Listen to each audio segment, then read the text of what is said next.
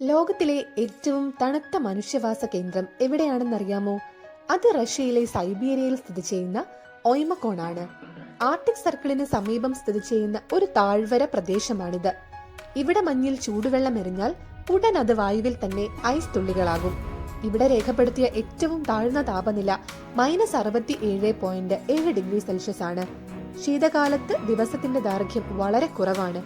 മനുഷ്യരുടെ ദൈനംദിന ജീവിത രീതി കാലാവസ്ഥയുമായി ബന്ധപ്പെട്ട് കിടക്കുന്നു. ഫ്രോസൺ മീറ്റ്, റെയിൻഡിയർ മാംസം എന്നിവയാണ് പ്രധാന ഭക്ഷണ രീതി. കാരണം ഇവിടെ പച്ചക്കറികൾ വളരാറില്ല. മറ്റൊരു പ്രധാന വസ്തുത, ഇവിടെ വാഹനങ്ങൾ എപ്പോഴും ഓണാക്കി വെക്കണം. കാരണം ഓഫ് ചെയ്താലുടൻ എഞ്ചിൻ കട്ടിയാകും. ഏകദേശം 500 മുതൽ 900 ആളുകൾ വരെ ഇവിടെ ജീവിക്കുന്നു. ഒയ്മക്കോൺ ഭൂമിയിലെ ഏറ്റവും തണുത്ത സ്ഥിരവാസ പ്രദേശമായതിനാൽ പോളോ ഓഫ് കോൾഡ് എന്ന് വിളിക്കുന്നു. ഇത്തരത്തിലുള്ള കൂടുതൽ വീഡിയോകൾക്കായി നമ്മുടെ ചാനൽ ഫോളോ ചെയ്യൂ.